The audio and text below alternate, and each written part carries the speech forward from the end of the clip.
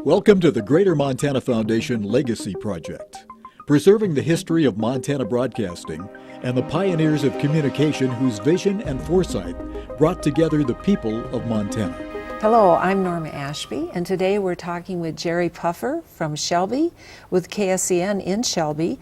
And this guest of ours today is a veteran radio man. He's been in the business, believe it or not, over 5 decades.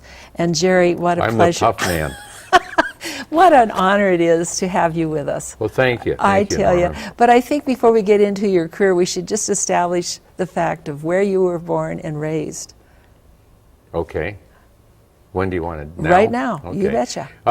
Actually born in Helena and raised in Great Falls. Raised in Great Falls, and you went to high school in Great Falls? Great Falls High School. Great Falls High School. And so your folks lived here. What was your father's work? My dad worked for Western Union for 39 years. Wow, okay. And I think it's fun to have you tell what was your very first job. I sold the Great Falls Leader. That was the afternoon newspaper with the big orange cover. Right. And sold it on by the post office. 2nd Street, 1st Avenue North. Nash Motors used to be there. Okay. Well, that brings us back a long time Yeah, ago. You yeah. betcha. Well, did you have a career before entering broadcasting, or was that newspaper job your first career? That would have been my first career. Okay. So. Well, I shoveled walks and mowed the lawn at the house. I did chores as a kid, you know. Okay, sure. Okay. So when do you think you thought you might get into broadcasting someday? Well, for some reason I was always fascinated by it. I was born in 1945, and I believe Great Falls had the first TV station in 1954. And my dad was cheap and didn't get us a TV till 56. So I used to, I grew up listening to the radio. And who were your heroes on the radio then? Arthur Godfrey and Art Linkletter. And I listened to the soap operas, Backstage Wife and Stella Dellis and Ma Perkins.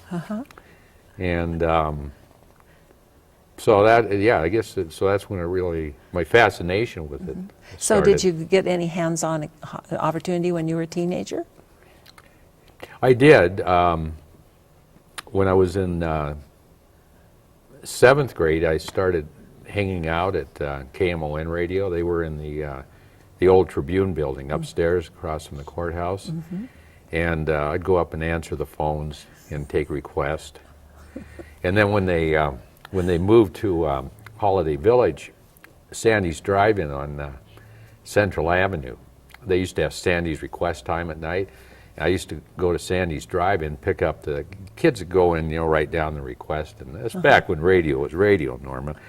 And they'd write down requests and dedications, like to Sue from Fred, I love you. And I'd pick up the dedications and take on my bicycle, go up to, it's about a mile, I guess, 10 blocks up to Holiday Village to take the request up and sort them and clear the news wire and sweep floors and everything. So who then finally gave you your big break to go on the air? All the guys were really great to me. Of course, Don Robinson, Robbie, the program director, and Don Moe, although I think Don thought I was a nuisance. And Rick Libby and Gene Marionetti, who I just talked to a couple weeks ago. Yeah. And Mike Forney, and they kind of took me under their wing, I guess. And so do you remember the first day that you actually went on the air? Yeah, yeah, I do. I was going to tell you a story. That's fine. We're okay You're on fine. time. The funny thing is, when I think back, I used to spend all my time at the radio station. I'd go up on Saturday afternoons and answer the phones, and there was a bookmaker down at the Falls Hotel. I think his name was Mike. I'm sure he's dead now. But he'd call the station all the time for scores, for football scores, because people were making bets on him. And Don Robinson figured that I could go up, answer the phones, give him the scores, but at the same time clear the news wire and bring the scores to the announcer, and that would solve two things. And then when I'd get done at night, my mom would pick me up about 6 or 7, and take me down to the Falls Hotel. And Mike would give me a $20 bill. And then, like, I was a help at the radio station filing records. So that was a good deal. And then I went on the air when I turned 16 in September of 1961. Wow. I did they had carried religious programs Sunday mornings, and first I just did the station breaks from 8 a.m. to 10:30 a.m. And then they let me go on at 6 and play records. And then they expanded the show till noon. So that was cool. Did you have to go, and you graduated from high school then, did you have to go away and get a certificate or something to make your professionalism more complete for radio? No, back in those days we had, there were first, second, third class licenses, restricted permits, and I had a restricted permit, but in 1965 I did go to, it was a William B. Ogden Radio Operational Engineering School, which was a long name for a ticket mill, where you went 6 to 8 weeks and got your first phone. And keep in mind that when I graduated from Great Falls High School in '64, now I think they built C.M. Russell in '67 maybe? Maybe. So I think '65 was the last year before. Anyway, '64 we had about 650 kids in the graduating class. And didn't the kids have to go in shifts to school? Yeah, we went. It's so big. Yeah, we went in shifts, which was good because my senior year I went morning 6:30 to 11:30, and junior year it was afternoons 12:30 to 5, so I could go to the radio station every day. But long story short, I graduated Great Falls High School with I think a 1.5 average, and probably one of the lowest in the class. I had to go to summer school 2 years, plus take 2 courses of print shop to get my 16 credits. Oh, wow. Well, isn't it amazing how underachiever, a slacker like me, could actually then go on and work in the business for 50? I mean, what does that say 52 about? years, Yeah. Well, it sure says a lot, doesn't it? Yeah. So, but you haven't had your whole radio career in Montana. You decided you love Great Falls, you love Montana, but you thought you needed to spread your wings a little bit. So well, where did you when go I from was there? when I was young, I wanted to go east. I thought that's where the action was. Sure. That's where the excitement was. Yeah. And it was good for me. So where did you go from I there? went from Great Falls to Bismarck, North Dakota, and then went to Minot, and from Minot in 1969 I went to Pennsylvania. And you had a very long career back there in Pennsylvania. Yeah, 29 years. Wow. Well, and you were a morning man primarily there? I was a morning man I went back there in 1969, and I went on mornings in 1977 and was on mornings until I left in 1998. And so you came back to Shelby, Montana, KSCN Radio, and you've been on the air there for how long now? Be 15 years this July. So what about the contrast between the East Coast and the West Coast? And were there any particular contrasts that you could think of? It's more down home, I would think, in KSCN country. Is that true? Well, it's hard to say because you've been in broadcasting now, what, 90 years now? No, not 90. More like no, but 50. when you're in broadcasting, you're more or less, at least in my day, you're consumed by the job. You're around radio people. So I didn't really find a difference in radio people are radio people, and so I didn't find a big difference between the East Coast and the West Coast. Not what you'd think. I think maybe the East Coast gets a bad rap because of the big cities like New York, but population-wise, if you're in a Montana town of 50,000 people and you're in a East Coast town of 50,000 people. People are still people. You know, you get into the big cities, whether it's New York or Chicago or Los Angeles, and the pace of life changes. Since you've been How's back, that for an that's answer? a pretty good answer. Since How are we doing on you're time doing here? fine. All good. Just don't worry about it. That's my job to worry about. Okay. So Will you give me one of these? I when will. I'll go like this when Okay, it's or- time. But you've got so many stories. Since you've been back on the High Line in Shelby, do you have some memorable moments that you could share with us that were really highlights for you since you've been back in this part of the world? That wasn't one of the I prepared know. questions. I know. Well, let's call embarrassing moments. I mean, I sure had some. Have you had a couple? Not after this many years. I think in the beginning I did. One of the story when I saw your list of questions, when I started at KMON in '61, and I did the station identification on the religious shows in the mornings. Gamer's Bread used to have 10-second time checks, so we're on at the top of the hour and the bottom of the hour, and it was basically, it's 9 o'clock, Gamer's Bread time to enjoy a loaf of Gamers and everything. So I miss doing that, and started the show, and I realized it was a back to God hour at 9 o'clock. I realized that, and I started sweating bullets. Because, I was 16, I was a kid, and not a very smart kid from high school. So I'm sitting there sweating bullets, looking at the program log. I see that, missed a Gamers commercial. What do I do?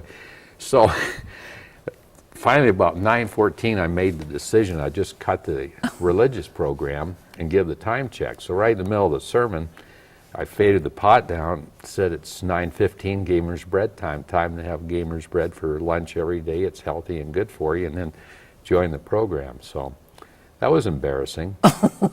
And then remember the old 4B's cafeteria? Sure. I started doing live commercials, and one of the words in their commercial was entrees, and I called it entries. And then I remember I did a clock jewelry commercial, and they had a self-winding clock, and I call it a self-winding clock. I did it all, Norman. I said in the news for devastating, I said devastating. Yeah. And get this, I'll show you how slow I was.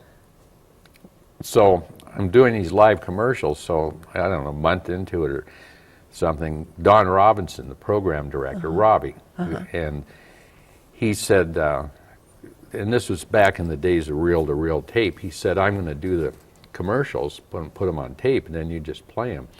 So he'd do the commercials, he'd say, you're listening to KMON's junior announcer, Jerry Puffer, and I'd like to talk to you about Northside Drug. They're open on Sundays.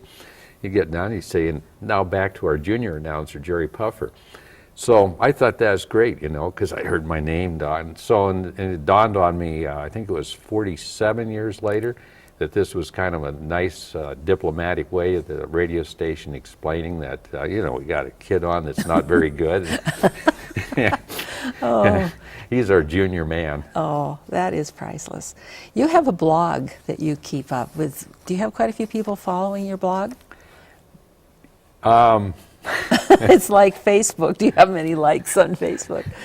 Well, this computer stuff, this is all new. Yeah, I thought when FM radio came in, I thought it would blow over.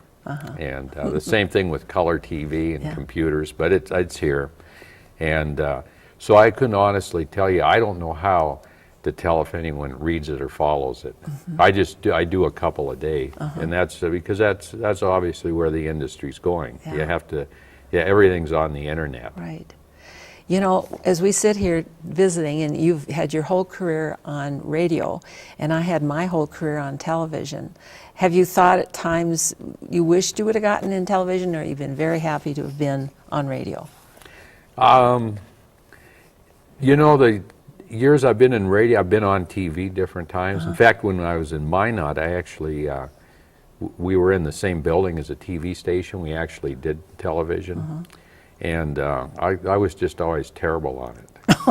Well, I am, and I'm not. I know I'm not doing very well. I told you before. I look like cardboard. I'm stiff. Oh, you are not. I'm not a good TV person. Give yourself credit. Yeah. I'm good on the radio. I Yeah. admit that. I like radio. I'm comfortable, but and I guess if I, who wouldn't want to be on TV? And I think we all get into this business because we want to be a star.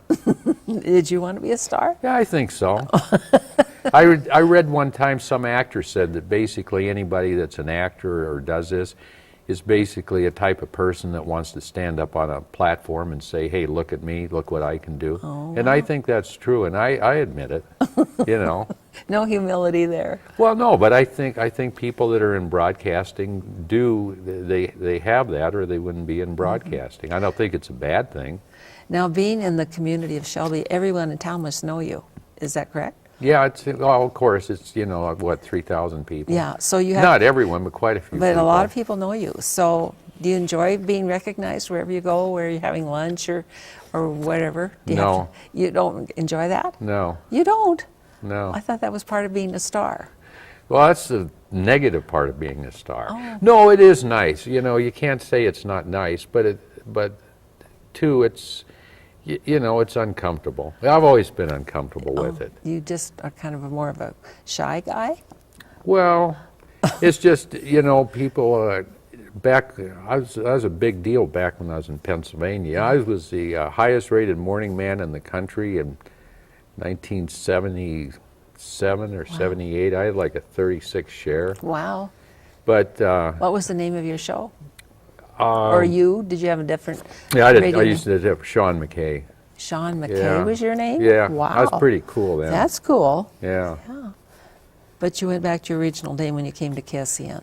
Well, actually, when I came back to Montana, I went to work in Bozeman for a couple of months. I did news, and Bill Ryer hired me, and Bill said, this is Montana and everything's real. You should use your real name. Yeah. But Sean McKay was a good name, and I forget why I brought that. Oh, I know what it was, because so many people come up and say, well, Sean McKay, I listened to you on the air, I listened to you. I never know what to say, Norm. I mean, what do you just say, thank you? Sure, that's what you do. But where did you find the name? That's a good name. I stole it because when I worked in North Dakota, I was Gary Stone. And I called my show the Stone Group. And so when I went to Pennsylvania, this program director I went to work for, this guy was, I'm not saying I just lied, the guy was an idiot. But anyway, he says to me the first morning, he says, you can't use the name Gary Stone because, well, he comes to me, he says, what name are you going to use? I said, well, Gary Stone. He said, you can't use the name Gary Stone because we have a Bill Rock in the market. Now, Bill, and the funny thing was, that was Bill Rock's real name. His name was William Booth Rock. And in fact, he went on to NBC and was the voice for a long time for the NBC Nightly News and some Saturday Night Live and the Law and Order billboards. He did that. Anyway, he said, we can't have a stone and a rock in the same market. And it was about half an hour before I went on the air, so I said, you got to do something. So, as a kid in Montana, we all listened to KOMA in Oklahoma City, the 50,000 watt blowtorch rock and roll station. There was a guy on there named Sean McKay. So I took his name. There's about 3 or 4 Sean McKays. That's funny. Do you have a voice out there that you enjoy listening to on the radio right now nationally that you think is pretty good? I know for television, for example, Jim Nance with the Masters, everybody's emulating him during the Masters. Good evening, friends. This wonderful, slow voice. But have you today, you mentioned Arthur Godfrey in your youth, but is there somebody today you think has a great resonance on the air? Great broadcaster, you mean? I would say probably a fellow by the name of Tom Mischke at WCCO in Minneapolis. He does a night show. And I listened to Don Imus for years on the East Coast and in Cleveland. I worked in Akron for a year. And You know, one of the great voices, I think, to come out of Montana, whether it's radio or television, was Chet Huntley. And I think Yeah. we're all proud of his career in broadcasting because he did a great job. Didn't you think so with David Brinkley? Oh, You know, that was quite a thing. Now, one of the joys of broadcasting is the wonderful people you get to meet, the famous people you get to meet. So have you had an opportunity in your 52-year career to have met some famous people that you could share with us? Well, I met you. Oh, no. Yeah, you have interviewed me a few times on the radio. Yeah. I've never been in your station. Yeah, now I'm on your turf. No, seriously. When you were in the East, did you have... Yeah, I met some... Can you think of trying to- anybody? Well, I met Mel Torme, which was a big deal to me because I'm a Mel Torme fan. And I met, I'm just recalling now the people I liked, you know. We all watched WKRP, the television show, and I met the fellow that played Les Nesman, and also the fellow who played Herb Tarlick, the salesman. And I met Lou Albano, Captain Lou Albano. I don't think he was really a captain. He's with the World Wrestling Federation. And well, I'm trying to think who, Dave Brubeck. Oh, wow. And that was cool because Mel Torme, Dave Brubeck, they were always big heroes. Paul Winter, I don't know if you're familiar with him, but he's a Grammy winning record guy. Does a little bit, and I wouldn't say eccentric music. Tiny Tim. Oh, wow, that must have been... Did he sing? Yeah. He did. And he was really tall, wasn't he? Like 6'5" or 6'6"? No. He wasn't that tall? I don't recall him being tall. Oh, I thought he no. was. No, Okay. I recall him being 5'8", 5'9". Do you like interviewing people? I mean, you do a lot of commercials and you do a lot of news. In your morning, what time are you on the air? I'm on afternoons. In the afternoons. Yeah. But you do quite a few interviews in the Yeah, context. I do. Yeah, and I enjoy it. Yeah. I enjoy it. You know? In the context of your long career, is there someone that you haven't interviewed or may never get an opportunity to interview that you wish you could have interviewed that was a real hero to you? You mean that's no longer alive? Yeah, right. Well, I don't know. Well, I mean, a lot of people, obviously. I'll tell you somebody. When I was a kid at 16, I interviewed Wayne Newton. Oh, my gosh. He used to be, him and his brother Jerry used to be the Newton brothers, and they used to come here and play the Park Hotel. They did. Oh, how fun. Yeah. Oh, boy. Could you get the words out, or were you so starstruck that you couldn't talk to them? You know, when I think back to it, and I've just realized this the past couple of years, I think when you're young, you don't have any fear. You know, because I left Montana in 68, went to, all the way to the East Coast. Today, I don't know if I could do that, Yeah. But when you're young like that, you just, at least in my case, I was just happy about getting to interview him. Now, if it was now, I'd be concerned about it. Sort of like coming down talking to you today. Oh man, TV, I can't do that. We've known each other for so long. Yeah, But see, 50 years ago, if I would have had a chance to be on TV, I'm ready to do this deal. Yeah, sure. Well, that's great. Well, you always make me feel comfortable whenever you interview me on KSCN. Thank you. You're very, very relaxed and very good. Yeah, thank you. Yeah. Well, I have a soft spot in my heart for Shelby because of Theo Cluth Barchi, who owned the theaters up there, and she was a banker, and she was one of the remarkable women of your area. Oh, I know Byron. Yeah, right. And then Stan Stevens was from up in your Yeah, from country. Havre. Yeah, from Yeah. Havre. Yeah, so there's been some good people. Yeah, I worked for Stan in 65, yeah. He was a good person. And then there was this wonderful woman who had the Chinook Hour years ago. Yeah, McCartney. Yeah, Maida McCartney. Maida McCartney, Yep, yeah. yep. What was that song she played? Clear Dear Hearts, Hearts and Gentle Gentle People. Yeah, So you've yeah. got some memorable people in the business at your area. Yeah. Yeah, in fact, when I worked for Stan Stevens, and after I got my first class license, I worked for Stan and did the only for probably about 6 months, and then I came back to Great Falls and went to CUDI, KUDI. But when I worked for Stan, I did the afternoon show, and Maida McCartney was on, and they had the weather reports from the airport. Milo Munson did those, Okay. and every once in a while you'd hear a small plane taking off.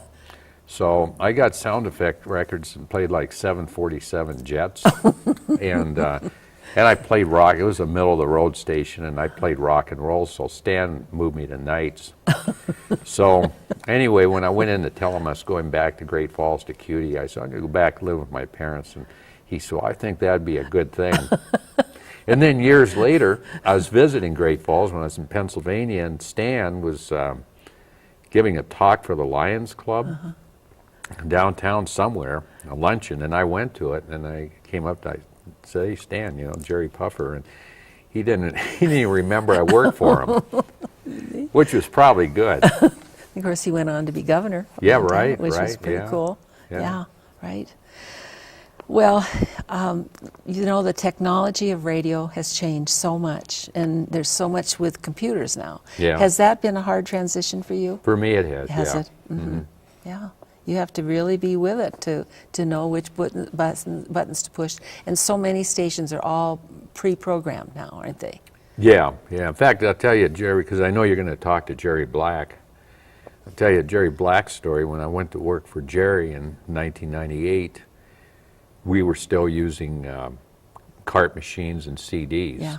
And then Jerry sold us to Marathon Media. And all these stations I worked for just keep getting sold. And like when I was in Pennsylvania, I think I went through like 5 ownerships. So I must be a pretty good guy because I've always survived a sale. So anyway, Jerry sold us to Marathon. Marathon sold us to Clear Channel, which is a big deal. So Clear Channel put in all this computer equipment, profit system, and everything went on hard drive. And man, it was tough for me. In the first afternoon, I mean, everything was, I had 8 things on the air at once. So I was doing more than stereo. And so at the end of the afternoon, I'd see Jerry, and Jerry said, yeah, you having trouble with your eyes? And I said, what? And he said, well, can't you see? And because, you know, I've been on the air for 4 hours. I mean, I just couldn't, it's been hard for me. It's been a tough learning curve. Yeah, I'm sure. So as we kind of wind down here, what kind of advice? Are you saying this is over? This is almost over. You see, it Okay. wasn't as bad as you thought it would be. No. But I wanted to ask you if you have any advice to give to young people that might be going into the business today. Any advice to young people going in? Well, I'd Quick. We don't have time. if that's what you want to do, just follow your heart. You know, follow your passion. That's a great piece of advice. That's what I've done. I've never been money motivated, and so yeah. That's a great piece of advice. Well, Jerry Puffer, 52-year veteran of radio, we have loved having you on today. I look a lot younger than I am. You don't are. I? You do. Yeah. Thank you so much. Yeah, thank you. This is Norma Ashby reporting. This programming series is brought to you by the Greater Montana Foundation, benefiting the people of Montana through communication of issues, trends, and values of importance for present and future generations of Montanans. And by the Montana Historical Society, Big Sky, Big Land, Big History. And with the help of Cordillera Communications, with stations in Billings, Bozeman, Butte, Great Falls, Missoula, Kalispell, and Helena. Cordillera Communications, the Montana Television Network.